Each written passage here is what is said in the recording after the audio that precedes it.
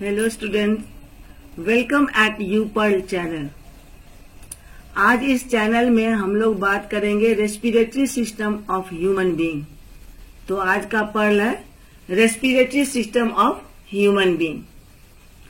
In human beings the respiratory system includes respiratory tract and respiratory organ. There are main two parts of respiratory system, that is respiratory tract and respiratory organ.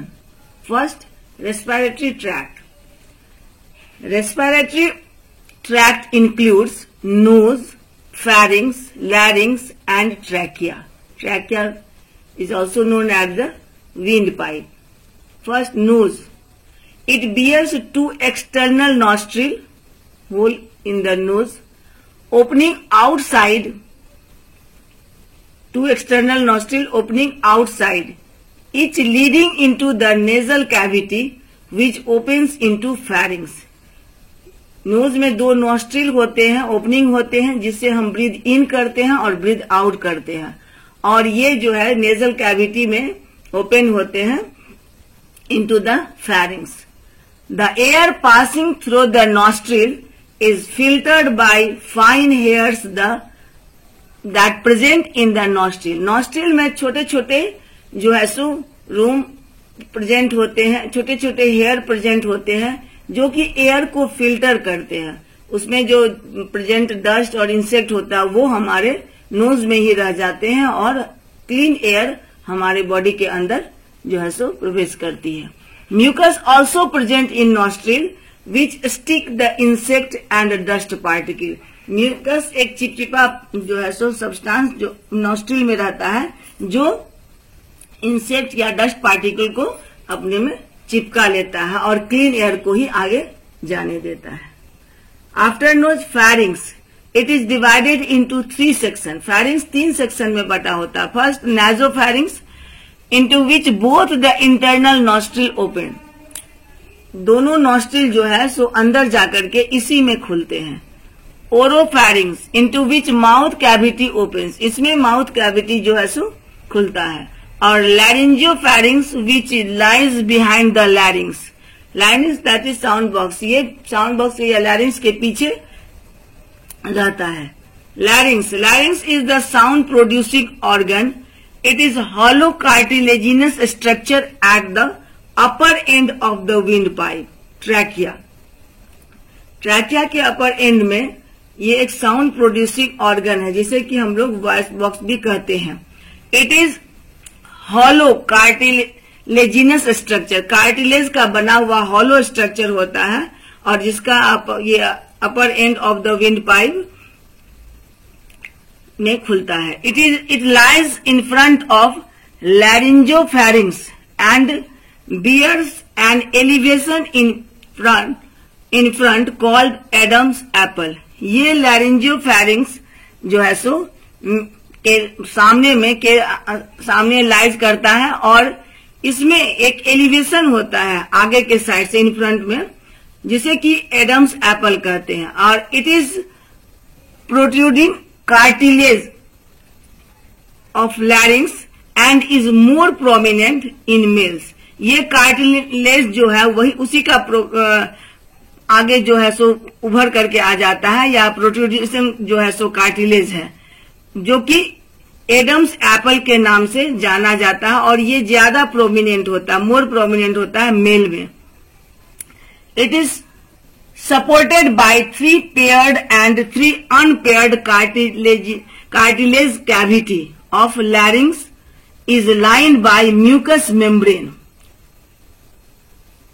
ये जो है cartilage protruding Adam's apple, it is supported by 3 pair, 3 pair में होते हैं और 3 unpaired होते हैं cartilage के cavity of larynx is line. और ये जो है सो लाइंड होते हैं म्यूकस मेम्ब्रेन के, म्यूकस मेम्ब्रेन से ये इनमें लगा हुआ रहता है, जिसके कारण ये जो है सो म्यूकस मेम्ब्रेन से चिपका रहता है। Glottis is a slit like aperture. Glottis एक छोटा सा छिद्र जो है सो एपर्चर कहा जाता है, छोटा ओपनिंग कहा जाता है, जिसे कि ग्लॉटिस कहते हैं। In between two elastic ligaments covered by mucus membrane. Glottis एक स्लिट लाइक जो है सो एपर्चर है, जो कि इलास्टिक लिगामेंट्स के दोनों पेयर और अनपेयर के बीच में रहता है और म्यूकस मेम्ब्रेन से कवर्ड होता है। कॉल्ड ट्रू वोकल कॉर्ड, और इसी को ट्रू कॉर्ड, वो स्लिट लाइक एपर्चर जो कि जिसका दोनों तरफ का कार्टिलेज म्यूकस मेम्ब्रेन से कवर्ड होता है, उसे ट्रू वोकल कॉर्ड कहते हैं। ट्रू वोकल कॉर्ड कहते हैं और साउंड इसी से प्रोड्यूस होता है। Sound is produced due to vibration developed in the true vocal cord. इस वोकल कॉर्ड में जब वाइब्रेशन होती है तो उससे साउंड प्रोड्यूस होता है, इसीलिए इसे वॉइस बॉक्स भी कहा जाता है लैरिंग्स को। Not trachea. Trachea is a thin walled long tube. Trachea long tube है जो कि थिन वॉल का बना होता है। Line by pseudo stratified epithelium, ये स्यूडो स्ट्रेटिफाइड एपिथेलियम का बना होता है। And goblet cells are also found in the epithelium. इस एपिथेलियम में गॉबलेट सेल भी पाए जाते हैं। In its wall C shaped incomplete cartilaginous rings are present. इनमें सी के शेप जो कि कंप्लीट सर्किल नहीं होता है, थोड़ा सा जो ओपनिंग रहता है, कार्टिलेजिनस जो है सो रिंग्स प्रेजेंट होते हैं, और ये जो है ट्रेकिया को कोलैप्स करने से जो है सो प्रिवेंट करते हैं। Which prevent trachea to collapse करने से जो है सो, यानी कि इसको ट्रेकिया को ये शेप में दिए रहते हैं, ट्रेकिया को ये शेप में दिए रहते हैं ताकि जो है सो राउंड शेप रहता है जिससे कि ये कोलैप्स नहीं करे। ये कार्टिलेजिनस रिंग जो कि सी शेप्ड होता है। Which prevent trachea to collapse. It runs through neck and extending from larynx। ये neck से जो है सो स्टार्ट होता है और larynx तक जो है सो, larynx होते हुए चेस्ट तक जो है सो एक्सटेंड करता है, चेस्ट तक एक्सटेंड करता है। After entering the chest it divides into trachea. जब चेस्ट के अंदर प्रवेश करता है तो ये दो भाग में, दो डिवाइड बाइफरकेट हो जाता है, दो भाग में बढ़ जाता है। डिवाइड्स इनटू टू राइट, एक राइट की तरफ और एक लेफ्ट के तरफ चला जाता है। Divides into two right and left bronchi, जिसे कि हम लोग ब्रोंकाई कहते हैं, राइट एंड लेफ्ट ब्रोंकाई। तो trachea divides into right and left bronchi when enters in chest. Now we will know about the respiratory organ.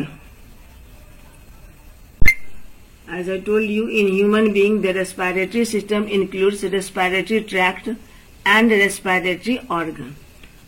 We have already studied about the respiratory tract, the parts of the respiratory tract. Now respiratory organs. Lungs. Lungs are the main organ of respiratory system. Lungs are the main organ of respiratory system. It includes bronchi, bronchioles, alveolar duct and alveoli, the sac-like structure, alveoli. Two primary bronchi enters the lungs its own side, left and right. Each bronchus, after entering the lungs, it divides and redivides to form many branches called bronchioles. These are bronchioles. Bronchioles and its branches, for secondary and further tertiary, redivides, then form secondary and tertiary, are lined by simpler columnar epithelium with abundant cilia and goblet cells. These bronchioles, after divides and redivides, so secondary and tertiary bronchioles called It is called after redivides primary, secondary and tertiary. They are lined by simple columnar epithelium with abundant cilia and goblet cells. Tertiary bronchioles divides into thinner tubes called terminal bronchioles. Further, tertiary bronchioles again redivides and thinner tube-like structure called terminal bronchioles, which further divide into respiratory bronchioles. And this terminal bronchi, after dividing, it is known as the respiratory bronchioles. Each respiratory bronchioles give off numerous thin-walled alveolar duct. छोटे छोटे जो है सो बहुत पतले पतले alveolar duct जो है सो ये रेस्पिरेटरी ट्रैक्ट जो है सो में खुलते हैं. Alveolar ducts. Each alveolar duct terminates into an atrium, and in each atrium 2 to 5 alveolar sacs open. 2 to 5 alveolar sacs open. Each alveolar sac gives off minute thin-walled alveoli, which opens into capillaries, which opens into alveolar sacs. These alveoli, each alveolar sac gives off minute thin-walled alveoli. These alveoli opens into alveolar sac. Alveoli are surrounded by blood capillaries. These alveoli, sac-like structure in both lungs. You can black dot. You can see black dot. This sac-like structure surrounded by blood capillaries. About 300 million alveoli are present in both lungs. About 300 million alveoli are present in both lungs. So they give a large area for exchange of gases. Lungs are soft conical structures. Lungs are soft conical structure lodged in thoracic cavity. This is called thoracic cavity. Before chest cavity, also known as the chest cavity. Between the both lungs, one on either side of mediastinum space that contain the heart. In both between two lungs, this space is known as the mediastinum space. Here the heart is present. Contains the heart. The left lung has two lobes. Left lung has two lobes, upper and lower, whereas right lungs has three, upper, middle and lower, three lobes. Right lungs have three, upper, middle and lower, three lobes. Pleura is a serous membrane. Pleura is a serous membrane covering each lung. Pleura is a serous membrane covering each lung. Diaphragm is a dome-shaped muscular fibrous structure which separates the abdomen and chest cavity or thoracic cavity. This part is called abdomen part and this is called thoracic cavity or chest cavity. Both lungs are protected by rib cage. Both lungs and heart are surrounded by rib cage, that is the protective bone. Rib cage, protective bone. So these are about the respiratory organ or about the lungs. Air enters through the nostril and passes. Now we will study about the mechanism of respiration. Now mechanism of breathing or mechanism of respiration. In this process, in mechanism of respiration, the lungs expand to take in air. Lungs जो है सो फैलता है ताकि air अंदर जा सके, and then contract to expel it, और फिर कॉन्ट्रैक्ट होता है तो एयर बाहर की तरफ जाता है, यानी कि ब्रीदिंग आउट होता है। Breathing consist of inspiration, expiration and a pause. Oxygen का अंदर जाना, फिर कार्बन डाइऑक्साइड का बाहर निकलना, और दोनों के बीच में एक कुछ देर के लिए पॉज होता है। तो फर्स्ट इंस्पायरेशन।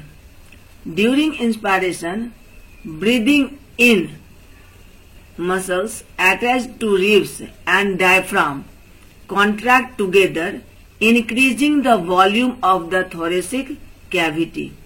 ये thoracic cavity जो है, इसके वॉल्यूम को इंक्रीज करने के लिए इंस्पायरेशन के समय मसल जो है सो जो कि रिब्स से लगे रहते हैं, पहले डायफ्राम कॉन्ट्रैक्ट होता है, डायफ्राम कॉन्ट्रैक्ट होता है, जिसके कारण volume of the thoracic cavity laterally side से and dorso ventrally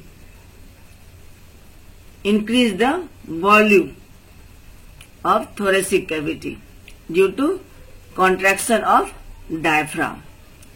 Thus air pressure decreases inside air and air from outside enters the lungs.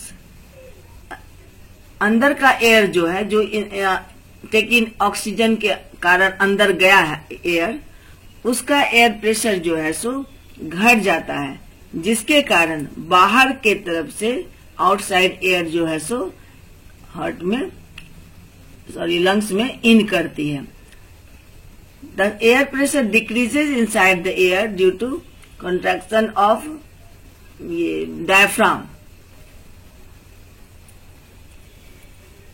and air from outside enters the lungs through nostril. nostril के through जो है सो वो अंदर जाता है। Trachea and bronchi, पहले nostril से होकर के फिर ट्रैकिया होते हुए ब्रोंकस या bronchi and bronchiole. The inspiration is an active process, ये एक एक्टिव प्रोसेस है। द एल्वियोलर सैक्स आर दस filled with oxygen rich air, इस तरह जो है सो ऑक्सीजन अंदर गया ट्रैकिया के होते हुए, ब्रोंकाई एंड ब्रोंक्यूल्स लंग्स में इंटर किया, और एल्वियोलर सैक्स जो है सो richly supplied with blood capillaries है, यहां तक एयर सैक्स तक पहुंच गया। Now expiration, it is a passive process. The muscles of diaphragm and other muscles attached to ribs relax. यहाँ पर जब एक्सपायरेशन के दौरान जो मसल्स रिब्स से लगे रहते हैं और डायफ्राम, ये दोनों रिलैक्स होते हैं। The diaphragm becomes convex and ribs attain their original shape.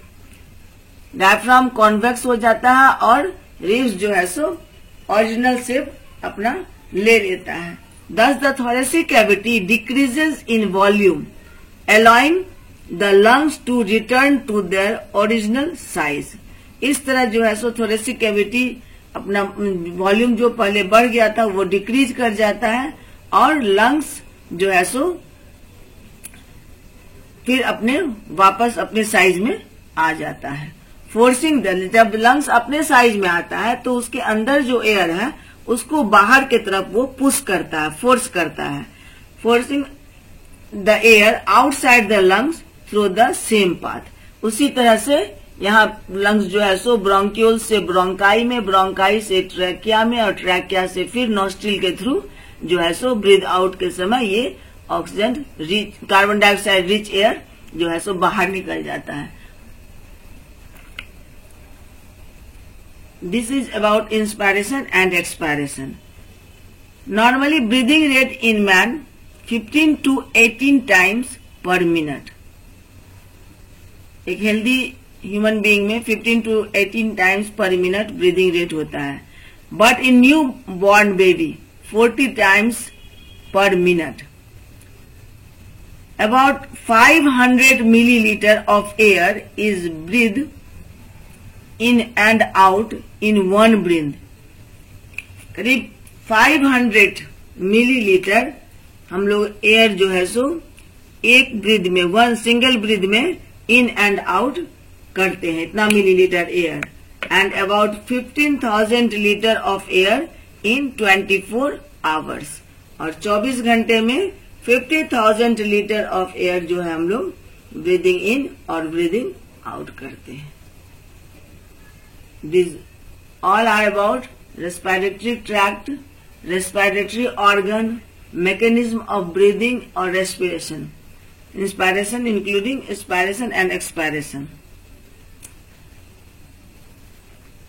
So students, in next video we will study about the gaseous exchange and transport of O2 and transport of CO2. If you like this part, then subscribe it.